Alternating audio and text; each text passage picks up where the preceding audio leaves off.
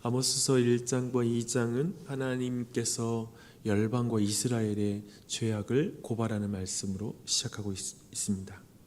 특별히 이스라엘의 범죄를 어제 우리가 깊이 책망하는 그 하나님의 말씀을 살펴보았는데요. 그것은 부요한 자들이 가난한 자들을 억압하고 또한 빚을 진 자들을 노예로 이렇게 팔아넘기는 그런 일들과, 그리고 뇌물을 받고 약자들을 법정에서 약자들을 더욱더 죄인으로 몰아가는 억울한 일을 풀어주지 않고 더욱 부한 자들의 편에 그 법을 사용하는 것을 보았습니다. 오늘날로 말하면 경제와 사법의 불공정, 불의의 문제가 매우 심각한 그런 사회였습니다. 이스라엘이 이런 사회가 되었을 때 하나님께 더 책망을 받는 그 이유가 3장 2절에 나옵니다. 창세기 그 12장의 아브라함의 언약을 기억하게 하는데요. 내가 땅의 모든 족속 가운데 너희만을 알았나니 그러므로 내가 너희 모든 죄악을 너희에게 보응하리라. 즉 그들의 어떤 소명이 너무나 중요했기 때문에, 막대했기 때문에 그들의 책임 또한도 막대했다.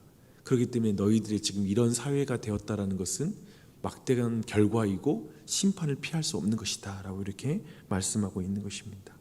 달란트를 많이 맡겨놓은 이에게 하나님이 많이 찾으신다고 말씀하신 자라요.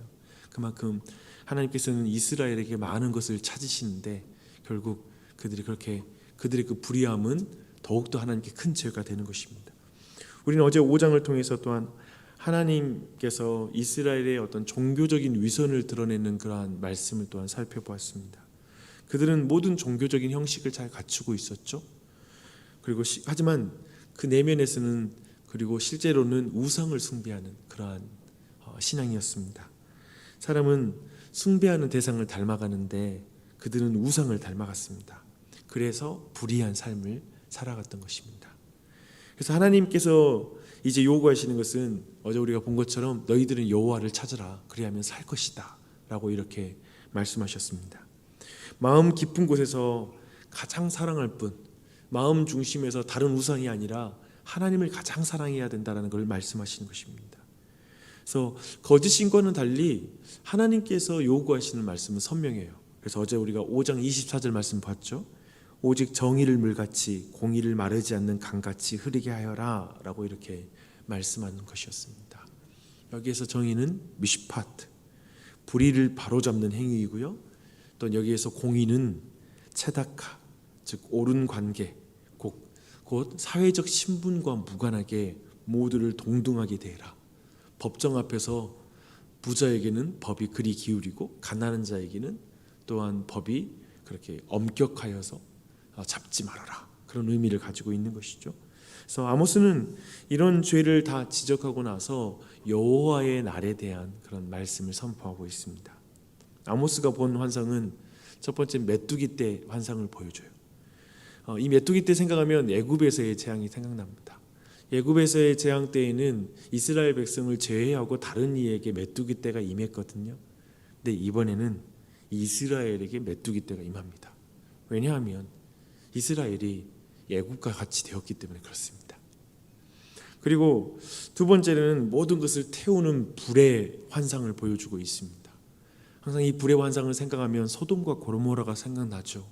근데 이번에는 그 불이 이스라엘에 임하고 있습니다. 왜냐하면 이스라엘이 소돔과 고모라를 방불한 땅이 되었기 때문에 그렇습니다.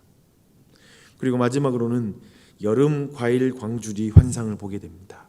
근데 여기에서 여름 실과라는 것은 그 히브리어로 끝이라는 말과 그 동음 이의어입니다. 그래서 이제 끝이다라는 그런 의미로 갖는 그런 의미로 끝장낼 것이다라는 말씀으로 이 환상을 보여주고 있는 것입니다. 이렇게 여호와를 찾지 않는 자들에게 닥칠 여호와의 날에 대한 이 환상들에 대한 말씀을 쭉 설명하고 있죠. 그리고 나서 오늘 9장 말씀이 이어지고 있습니다. 아모스 선지자는 이제 이 9장 모든 심판에 대한 말씀까지 쭉 했잖아요. 근데 여느 선지자들과 마찬가지로 이렇게 전했던 이 모든 심판의 메시지의 마지막을 구원과 회복을 약속하는 메시지로 마무리를 하고 있습니다.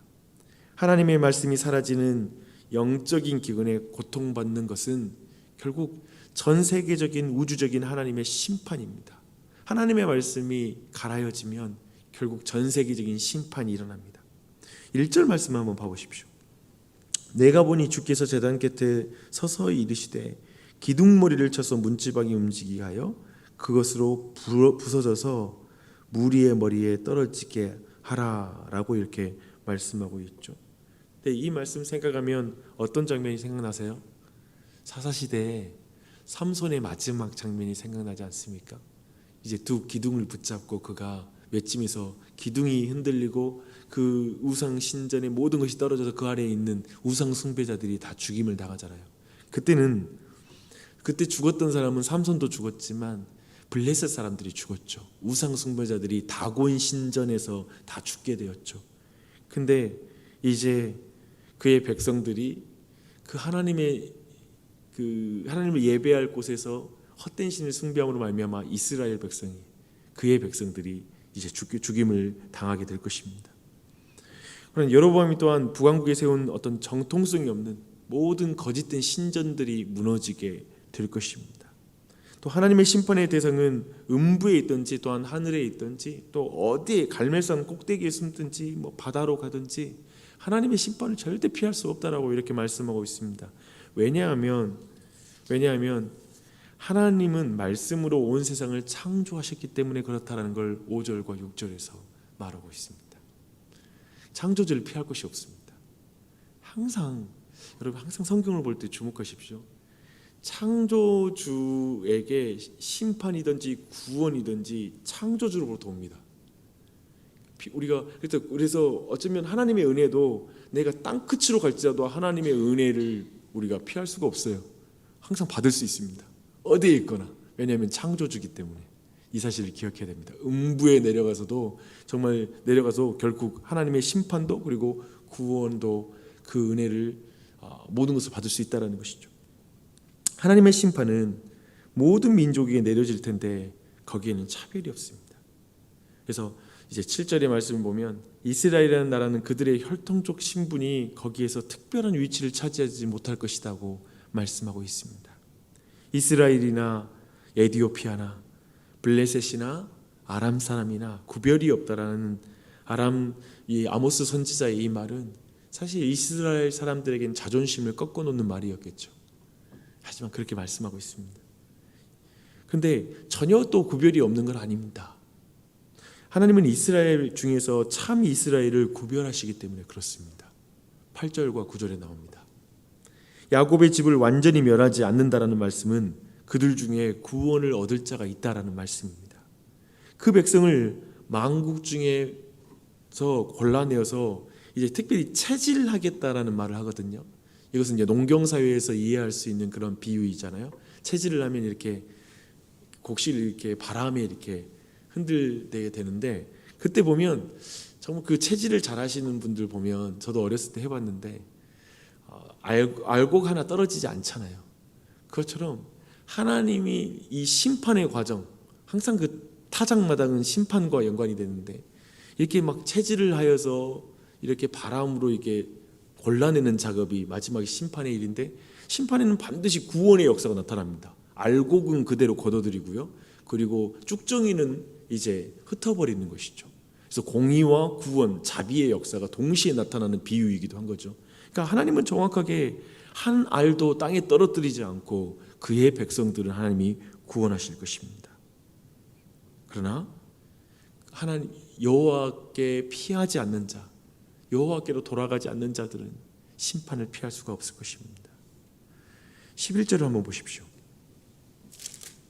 11절. 그날에 내가, 근데 이제 볼거 주목할 거 뭐냐면 하나님이 이런 무서운 심판을 행하시는데 어떻게 이것이 구원의 날이요 회복의 시작이 될 것인지를 이렇게 말하고 있습니다. 그날에 내가 다윗의 무너진 장막을 일으키고 그것들의 틈을 막으며 그 허물어진 것을 일으켜서 옛적과 같이 세우고 말하고 있습니다. 그날에 때가 이르르면 하나님이 다윗의 무너진 장막을 일으키시리라. 틈과 퇴락한 것을 회복하실 것이다 라고 말하고 있습니다. 그래서 다윗의 장막이라고 한 것은 아마도 인간적으로는 연약한 것일지라도 하나님의 행하심과 전능한 능력으로 그분의 약속에 따라 그분의 신실함으로 말미암아 모든 것이 회복될 것이다 라는 말씀입니다. 이것은 궁극적으로 다윗의 자손으로 오시는 예수 그리스도를 통하여 하나님의 나라, 그분의 나라를 회복하실 것이라는 말씀인 것입니다. 그분을 의지할 수밖에 없죠. 그리고 이제 이어지는 말씀은 에돔의 남은 자와 내 이름으로 일컫는 망국을 이제 기업으로 받게 될 것이다 라고 이렇게 말씀하고 있습니다. 에돔은 사실 끊임없이 야곱의 자손들과 적대적인 관계를 유지해왔죠. 근데 그들 안에서도 이제 그들 또한도 하나님 나라의 기업이 될 것이다 라고 이렇게 말씀하고 있습니다. 어떻게 이렇게 회복되겠습니까? 아까 나눈 것처럼 다윗의 혈통에 의해서 궁극적인 회복이 일어납니다. 그 놀라운 회복이 시작되고 완성될 것입니다. 우리는 이 아모스서를 통해서 마지막으로 이제 한 가지만 전체 구도에서 보시면 좋을 것 같아요. 하나님의 공의와 자비를 우리는 아모스서에서 보게 됩니다. 여호와의 날, 곧 심판은 항상 구원과도 관련이 있습니다. 이 역사를 주목하셔야 됩니다. 하나님은 이스라엘과 열방의 악을 대적하셔야 되죠. 그리고 분명하게 심판하실 것입니다.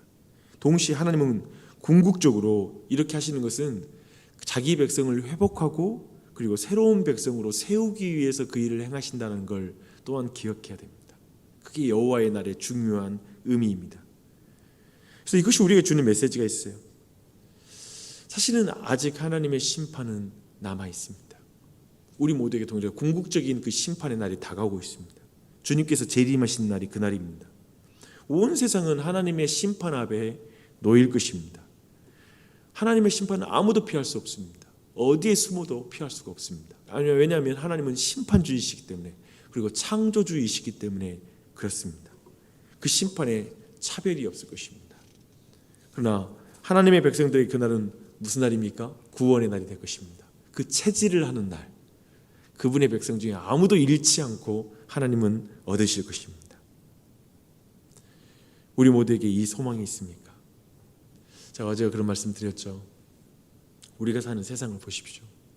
어두움과 부조리가 가득한 세상입니다. 공의롭지도 못하고 정의롭지도 못합니다. 온갖 불평등이 가득하고요. 그리고 어떤 사회적 계급은 날이 갈수록 그 계급인 차이는 심화되고 있는 중입니다.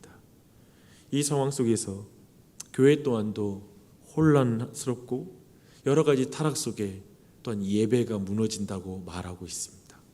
여기저기 교회의 모습들도 세상으로부터 영향받고 그 가운데 세상의 어떤 가치관 속에 포로가 된 듯한 그런 모습 또한도 있습니다. 이런 세상을 우리가 신자로서 살아가다 보면은 정말 소망이 없다, 그리고 절망할 때가 있습니다. 그러나 기억하십시오. 여호와의 날이 옵니다. 그리고 모든 것이 바로 잡혀질 것입니다. 또 그날을 우리가 믿는 그 백성만이 소망 가운데 지금 오늘을 신실하게 믿음 가운데 살아갈 수가 있습니다. 그걸 꼭 붙잡고 나아갔으면 좋겠습니다. 그날을 바라보며 살게 해달라고 기도했으면 좋겠습니다. 이 소망이 우리를 든든하게 만듭니다. 그리고 오늘을 견디게 합니다. 무엇보다도 우리가 이렇게 알곡으로 하나님 앞에 하나님의 백성이 될 수 있는 것은 오직 예수 그리스도의 은혜로 말미암아 가능하다는 것을 주목하게 됩니다. 그렇죠? 나를 위해 대신 공의롭게 십자가에 달려서 내가 당할 형벌을 대신 당하신 것, 속전을 지불하신 그 은혜, 그 사랑, 그것이 나를 하나님 백성 삼아 주시고 그 은혜 가운데 나아갈 수 있는 담력을 얻게 해주신 것을 알게 되기 때문에 그렇습니다. 우리에게 심판이 없었던 것이 아니라 이미 심판을 받은 자로 하나님 앞에 서는 것입니다. 그래서 오늘도 그 예수 그리스도의 이름을 붙잡고 나아갔으면 좋겠고요. 특별히 내 가정, 교회, 그리고 주님의 백성들이 정말 이 불의한 세상 속에서도 여전히 그 신실한 하나님을 의지하며 그리고 모든 걸 바로잡을 여호와의 날을 기다리며 신실하게 이 땅의 삶을 살아갈 수 있게 해달라고 기도하고 나아가는 이 아침이 되시길 바랍니다. 기도하겠습니다.